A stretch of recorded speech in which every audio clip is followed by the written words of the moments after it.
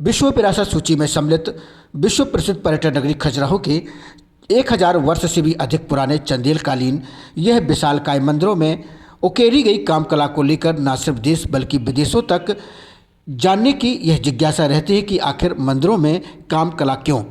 हमने भी इस जिज्ञासा को दूर करने का प्रयास किया और काम कला की उकेरी गई मूर्तियों को विजुअल में लेकर एक वीडियो बनाकर वहाँ के प्रसिद्ध गाइड और लोगों से जानने का भी प्रयास किया। आखिर काम कला की आवश्यकता क्यों, इस बात को लेकर के खजुराहो के प्रसिद्ध गाइड श्यामला रजक ने अपने बात कहते हुए काम कला को लेकर प्रकाश डाला और कहा कि न सिर्फ खजुराहो बल्कि देश के अन्य प्राचीन मंदिरों में काम कला को उकेरा गया है, क्योंकि काम हमारे जीवन का एक महत्वपूर्ण अंग है। पर्यटन नगरी खजुराहो आने वाले काफ़ी बड़ी संख्या में वह विदेशी और विदेशी पर्यटक होते हैं जो खजुराहो की काम कला को निहारते हैं और जानने की जिज्ञासा रखते हैं। वह यह वीडियो जरूर देखें। आपका शुभ नाम? श्यामलाल रजक। खजुराहो में के मंदिरों में जो काम कला को उकेरा गया है और इसको लेकर के लोगों में जो तरह तरह की भ्रांतियां हैं, आप क्या कहना चाहेंगे इसको लेकर? दरअसल क्या है, खजुराहो को सही तरीके से प्रसारित किया ही नहीं गया है।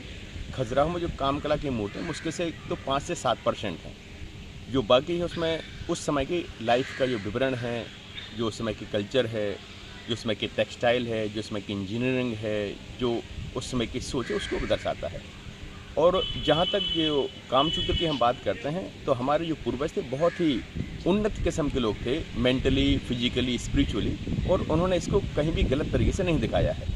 दरअसल ये दर्शाता है कि जो हमारे पास बहुत सारी जो चीज़ें हैं, बहुत सारी इच्छाएं हैं, उसमें अर्थ है, धर्म है, काम है, मोक्ष है, 4 पुरुषार्थ हैं।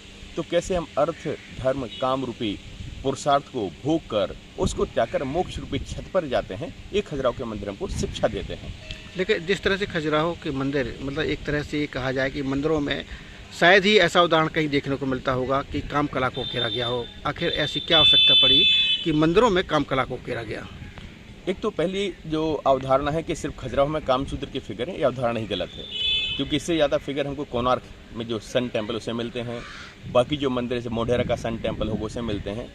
यहाँ तक कि मैं अभी गया था ओमकारेश्वर, तो वहाँ पर एक मंदिर है मलमेश्वर, वहाँ पर भी इरोटिक फिगर मैंने देखे।